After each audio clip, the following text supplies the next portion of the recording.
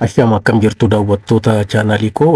Itti aansee pireezidaantiin mootummaa naannoo Oromiyaa obbo Shimallis Abdiisaa dhimma hawwata tuuristii irratti xiyyeeffachuudhaan ergaa isaan dabarsanii ni dhiyeessa.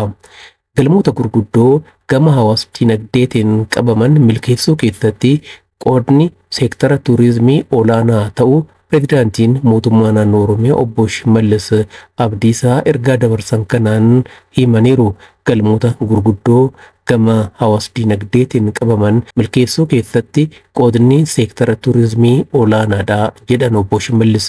Dilbiin kun yeroo dheeraadhaaf xiyyeeffannoo gahaa osoo hin argatin ture jedhaniiru pireezidaantichi. Ergaa guutuu pireezidaantichi dhimma tuurizimii irratti dabarsan akka ta'u kanattan isinii dhiyeessa.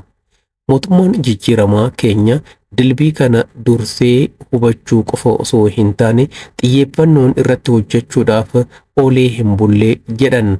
Akka naannootti dilbii qabeenya uumamaa fi namtolchee hawwata tuuristii ta'an hedduutu ture.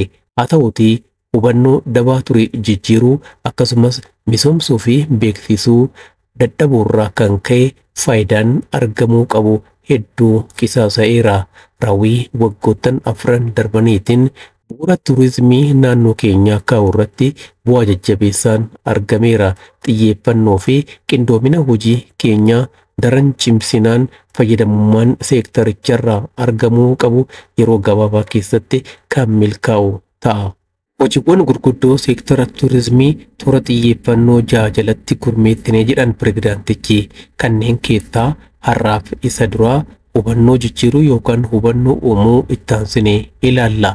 Waggoota muraasa dura yaa'iinsa tuuristii biyya keessaa kallattii tokkoon qofa ture. Kanaaf seenettii fi ilaalchi tuurizimii irratti ture gahee olaanaa ba'aniiru. Seenessi biyya keenyaa ture abbummaa seenaa uummata gartokkee kaaba biyyattii qofaaf kan kennu tureeyyuu. Hawwanni tuuristii ammoo heddumminaan hambaa nafoon namtolchee tangible historical heritage akka masaraa mootummaa, siidaa, manneen amantaa, sanadoota gosa adda addaa fi kanaaf kana kan fakkaatan qofa akka ta'etti beeksifame. Kanarraa yoo taree calaqqee amantaa fi aadaa uummataa abbaa seenaa jedhamee muraasarra kan darbu hin turreeyyuu. Kanaafuu fayyadamummaa seektaricharraa argamu dhugoomsuun dura seenessaa fi hubannoo hawwata tuurizimii irratti ture jijjiiruun dirqama ture.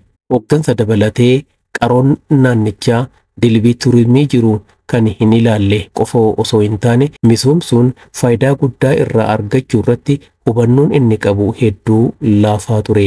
Naannoo fi uummata keenya kaartaa tuurizimii biyyattiirra osoo hin korsiifne waa'ee fayyadamummaa seektaricharraa argamuu qabu haasa'uun waan yaadamu hin turre. Hojii raawwatameen akkuma hambaa nafoon namtolchee mana hambaa aadaa kiliyaa intangible cultural heritage akkasumas hambaan qabeenya uumamaa qabeenya qaalii tuurizimiif oolan ta'uu irratti hubannoon uumameera. Hedduun isaanii adda ba'uun beekamaa jiru. Bu'uuruma kanaan gama hambaa nafoo namtolcheetiin kan akka ulfaa gadaa shananii, kallacha, bokkuu, caaccuu, callee, siinqee, alangaa, masaraa moototaa, galmoota amantaa, uffata aadaa, nyaata aadaa fi kanaaf kan kana fakkaatan gama hambaa qabeenya uumamaatiin kan akka malkaa, tulluuwwanii fi iddoowwan wayyuu ulfoo, holqaawwan, paarkiiwwan, iddoowwan eekoo tuurizimii kanaaf kan kana fakkaatan akkasumas gama hambaa aadaa kiliyaatiin kan akka sirna gadaa, sirna dhugeeffannaa, belief system, amantii, sirna beekumsaa fi kanaaf kan kana fakkaatan kaasuun ni danda'ama. Raawwiin kun kaartaa tuurizimii Itoophiyaarraa akka qoruuf nu dandeessisus faayidaa qabatamaa argachuudhaaf hojmannee cimaatu nu eeggata jedhan pireezidaanti Shimallis. Innis naannicha fayyadamaa taasisuudhaaf dilbii tuurizimii kana misoomsuun dirqama. Milkaa'ina isaatiif ammoo hunda dura hooggansa sadarkaan jiru qooda fudhattoota qaroowwanii fi hawaasa naannichaa waliin mari'achuun ga'ee tokkoon keenya adda fo'uu fi fudhachuu gaafata. Barreeffama kana yaada ifatti kaa'amuu qabu eeruudhaanan goolabaa jedhan pirezidaantichi. Kaartaa turizimii Itoophiyaa qoruun imala malee galma gahinsa miti. Fayyadamummaa mirkaneessuudhaaf ammoo hojiin misooma turizimii ulfaataan isa fuuldura keenya jiru ta'uu hubannee haa hiriirruu jechuudhaan ergaa isaanii dabarsaniiru.